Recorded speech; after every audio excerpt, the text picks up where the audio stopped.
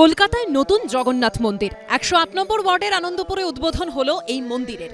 রবিবার থেকে শুরু হয়েছিল যজ্ঞ। ভোররাতে জগন্নাথ দেবের বিগ্রহে প্রাণ প্রতিষ্ঠা করা হয়। সোমবার উদ্বোধন উপলক্ষে মৃত্যুঞ্জয় যজ্ঞ করা হয়। পুরী থেকে এসেছেন সেবায়েতরা। ভিডিও কনফারেন্সে গোটা প্রক্রিয়া দেখভাল করেন রাজেশ দৈতাপতি। আমরা চেষ্টা করব যাতে পুরীর মন্দিরের রীতিনীতি মেনে ভগবানকে পুজো করা যায় এবং এখানে প্রভু একা আসছেন, অর্থাৎ নীলমাধব রূপে এখানে পূজিত হবেন। এখানে জগন্নাথ একা থাকবে, সুভদ্রা বলরাম থাকবে না এবং তার পূজা আর্চা ধরন কিছুটা হলে আলাদা হবে। ৩ বেলা মোট ভোগ দিয়ে পুজো করা হবে এবং চেষ্টা করছি পুরীর থেকে যাতে রান্না করার লোক এবং পুরোহিত এনে এখানে পুজো করা যায়।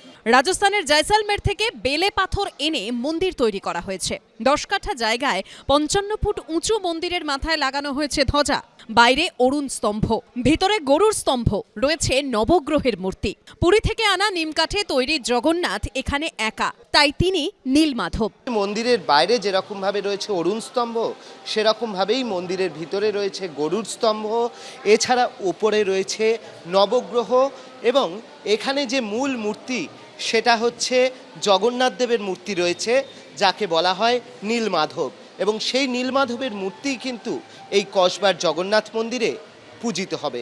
মন্দিরের উদ্বোধনী অনুষ্ঠানে উপস্থিত ছিলেন মন্ত্রী ইন্দ্রনীল সেন, শতাব্দী রায়, মালা রায় থেকে শুরু করে অরিন্দম শীল, সোহিনী সরকারের মতো রূপলী পর্দার ব্যক্তিত্বরা। জগন্নাথ দেব যেখানে থাকবেন সেটাই সুরভিত করে তুলবেন, সে পুরীর মন্দির হোক কি দীঘার মন্দির হোক কি আমাদের আনন্দপুরের মন্দির হোক।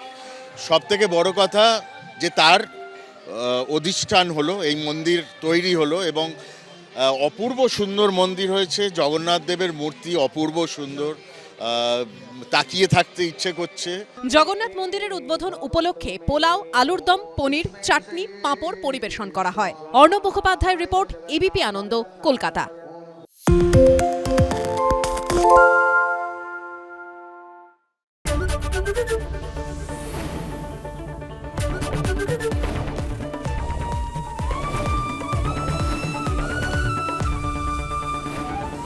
এবিপি আনন্দ, এগিয়ে থাকে, এগিয়ে রাখে।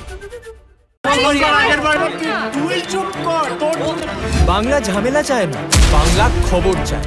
বাংলা খবর, বাংলার খবর। সত্য অন্তহীন, সত্যের খোঁজও তাই, সত্য সন্ধানে তাই আমরা অক্লান্ত, অকুতভয়। এবিপি আনন্দ নতুন ভাবনার প্রতীক, যা মনে মুক্ত, তথ্যে যুক্ত এবং যাবতীয় সীমানার বাঁধন থেকে মুক্ত।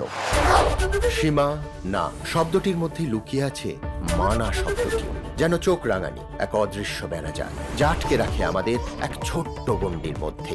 একমাত্র সঠিক খবরই গড়ে তুলবে এক মুক্ত সমাজ। সেই জগৎ গড়ার লক্ষ্যে কোনো সীমানার ঠুকুটি আমরা মানব না। এবিপি আনন্দ, এগিয়ে থাকে, এগিয়ে রাখে।